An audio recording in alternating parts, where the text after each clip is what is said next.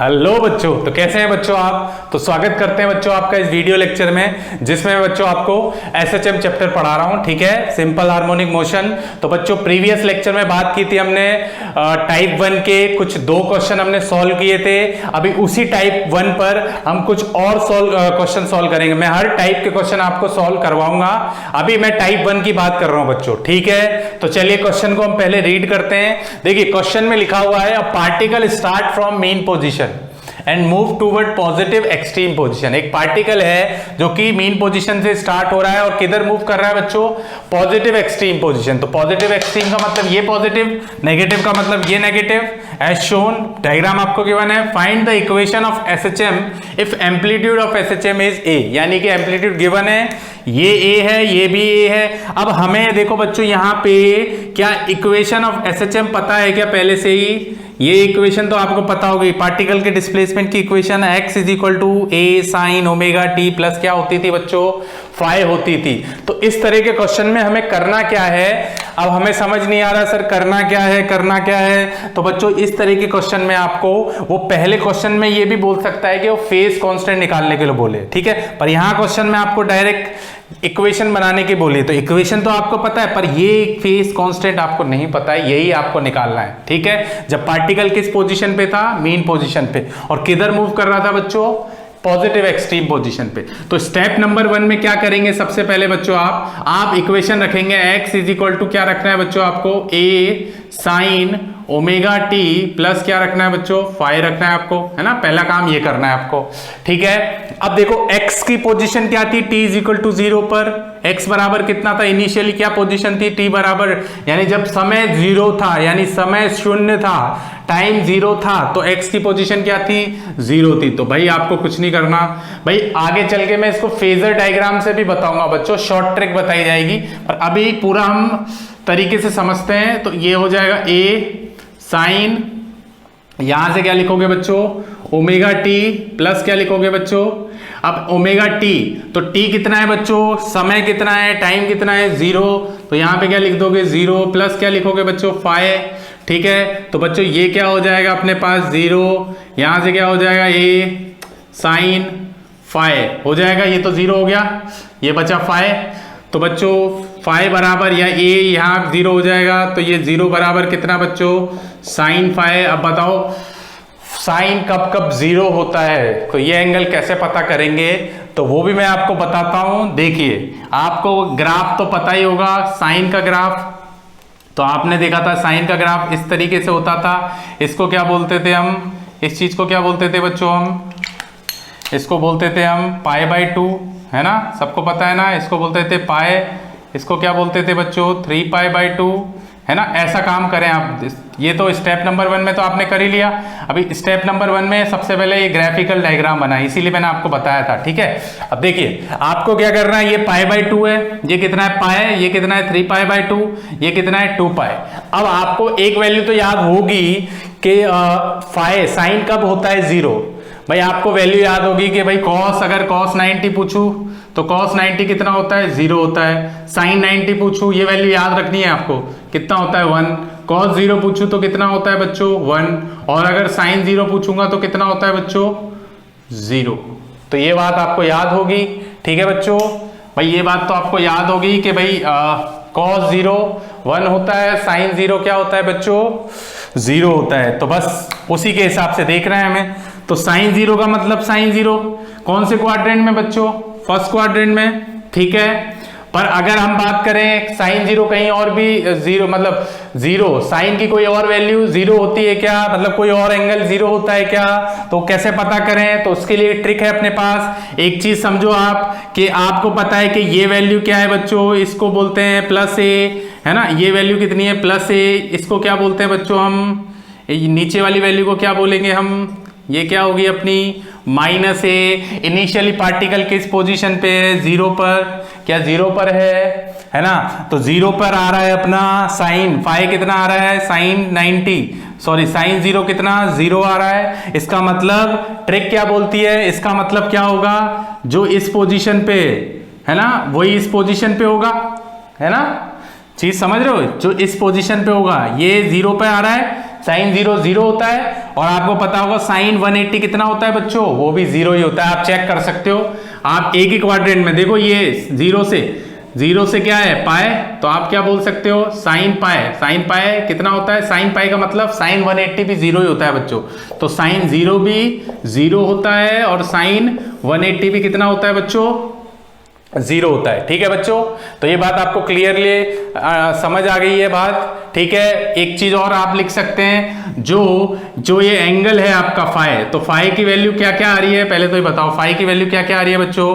तो फाई बराबर अपना आ रहा है एक तो 0 और एक कितना आ रहा है पाई, और ये जो वैल्यू है फाई की वैल्यू कहां से कहां तक लाई करेगी, तो आप ऐसा लिख लें फाई की वैल्यू 0 से 2 पाई तक लाई करेगी। इसको बोलते हैं हम क्लोज ब्रैकेट, इसको बोलते हैं क्लोज ब्रैकेट, और इसको क्या बोलते हैं हम ओपन ब्रैकेट। मैथ्स में पढ़ा होगा ये सब। ठीक है, तो 0 से कहां तक लाई करेगी बच्चों, 2 पाई तक, ये बात याद रखनी है आपको बराबर। तो ये अपने पास फाई बराबर कितना आया 0 और पाई। अब हमें तो एक एंगल पता करना है, हमें तो फाई की एक वैल्यू रखनी है, 2 एंगल थोड़ी रख सकते हैं यहाँ पे 0। अब आप सोचोगे सर ये 0 होगा या पाई होगा, तो स्टेप नंबर 1 तो आपको बिल्कुल क्लियरली समझ आ गई है। अब बात करते हैं स्टेप नंबर 2 की। किसकी बात करेंगे बच्चों, स्टेप नंबर 2 की। अब स्टेप नंबर 2 लिखने से पहले बच्चों इस क्वेश्चन को आप स्क्रीन को पॉज करके जरूर नोट कर लें, क्योंकि ये वाली साइड में रफ करने वाला हूं। देखिए, हटा दो इसको, रफ कर दो बच्चों।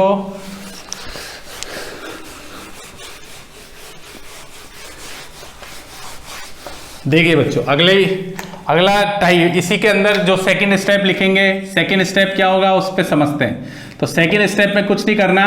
क्या आपको वेलोसिटी का फॉर्मूला पता है क्या बच्चों, v बराबर क्या होता था, बोलो v बराबर a इंटू ओमेगा। अब चेक करना है हमें ना, तो a इंटू ओमेगा कॉस क्या लिखते थे हम, ओमेगा t प्लस कितना फाई लिखते थे। तो हमें पता है कि t इज इक्वल टू 0 है ना, t इज इक्वल टू 0 पर x, यानी कि उसका x डिस्प्लेसमेंट तो 0 था, पर हम वेलोसिटी को 0 तो नहीं बोल सकते। वेलोसिटी किधर मूव कर रहा था, मतलब पार्टिकल किधर मूव कर रहा था, पॉजिटिव एम्पलीट्यूड। तो a ओमेगा कितना टाइम रख दें यहाँ पे 0 प्लस कितना हो जाएगा फाई। तो बच्चों यहाँ से कितना हुआ a ओमेगा कॉस कितना फाई हो जाएगा। अब हमें चेक करना है वो दोनों एंगल पे 0 और पाई पर, इस इक्वेशन से। तो कॉस फाई चेक करेंगे, पहले चेक करेंगे हम जब फाई बराबर कितना मान लें 0 मान लें, तो फाई बराबर इस इक्वेशन में चेक करना है, इक्वेशन 1 दे देना इसको। तो क्या लिखेंगे बच्चों, a ओमेगा कॉस 0, बोलो कॉस 0 कितना होता है बच्चों, कितना होता है बच्चों, बोलो बोलो जल्दी बोलो, सॉरी मैंने गलती से लिख दिया। फाई बराबर 0 तो कॉस 0 कितना होता है बच्चों 1 होता है। फाई बराबर 0 तो यहाँ कॉस फाई निकालना है आपको। कॉस 0 कितना होता है बच्चों, कितना होता है कॉस 0 1 होता है सर। दूसरी बात, अगर मैं दूसरा निकालूं कॉस, मतलब फाई बराबर हम क्या रखेंगे बच्चों यहाँ पे 180, तो 180 रखोगे आप, 180 रखोगे तो कॉस 180 कितना होता है बच्चों -1 होता है। ठीक है, कितना होता है -1। यानी कि हमें स्टेप नंबर 2 से एक बात समझ में आई। क्या बात समझ में आई बच्चों, कि हमें पता है कि जो हमारा पार्टिकल है वो मीन पोजीशन पे था इनिशियली, t बराबर 0 टाइम पर, जब x डिस्प्लेसमेंट कितना था 0। मूव किधर कर रहा था बच्चों, किधर मूव कर रहा था, पॉजिटिव एक्सट्रीम पोजीशन, यानी कि पॉजिटिव a की तरफ मूव कर रहा था, पॉजिटिव a की तरफ मूव कर रहा था। इसका मतलब ये हुआ जिस फाई यानी जिस फेज कांस्टेंट की वैल्यू प्लस में आ रही है, जिस फेज कांस्टेंट की वैल्यू प्लस में आ रही है, वही वैल्यू क्या हम इक्वेशन में रखेंगे, इस इक्वेशन में बिल्कुल रखेंगे सर। तो हम यहां से क्या लिख सकते हैं, तो हमारा जो आंसर होगा, तो हम क्या बोल सकते हैं यहां से जो फाई होगा, सो हम बोल सकते हैं फाई इज इक्वल टू क्या रखना पड़ेगा हमें 1, phi is equal to 1, because कारण उसका बच्चों, because v is toward positive, किधर मूव कर रहा है, वेलोसिटी किधर है, पॉजिटिव एम्पलीट्यूड, या पॉजिटिव क्या लिख सकते हैं एक्सट्रीम पोजीशन बराबर। तो हम यहां से जो इक्वेशन लिखेंगे तो फेज कांस्टेंट कितना आया बच्चों, अपना फेज कांस्टेंट कितना आया 0 है ना, क्योंकि फाई की वैल्यू 0 रखेंगे तो cos 0 कितना आएगा 1। वेलोसिटी पॉजिटिव ए की तरफ मूव कर रही है, ठीक है। तो इसका मतलब जो हमारा फाइनल इक्वेशन बनेगी x बराबर बनेगा a sign omega t plus कितना बच्चों, फाई बराबर कितना रखना है हमें 0 रखना है। तो 0 रखोगे बच्चों तो ये हो जाएगा a साइन, क्योंकि ओमेगा टी प्लस यानी ये 0 हट गया तो ये हो जाएगा x बराबर बराबर। बात समझ आई बच्चों आपको। अगर एक चीज और समझ सकते हैं आप यहाँ पे कि अगर यहाँ पे क्वेश्चन में ये बोला होता कि जो पार्टिकल है इनिशियली मीन पोजीशन पे है t इज इक्वल टू 0 पर, तो उसका डिस्प्लेसमेंट कितना हुआ 0। अब वो पार्टिकल पॉजिटिव एक्सट्रीम पोजीशन की तरफ ना जाके वो किधर मूव करता, मान लो ये पॉजिटिव की तरफ नहीं जाता, मान लो इधर जाता नेगेटिव ए की तरफ। किधर जाता बच्चों, नेगेटिव ए की तरफ। क्या किधर जाता, नेगेटिव ए की तरफ। तो बच्चों आपका आंसर क्या होता, पूरा प्रोसीजर ऐसे ही करते आप, दो आपके एंगल निकलते, एक निकलता 0, एक कितना निकलता 0, एक कितना निकलता फाई। तो एक फाई की वैल्यू 0 आती, एक पाई आती। अब पता कैसे करें, क्योंकि अब मैंने क्वेश्चन को चेंज कर दिया।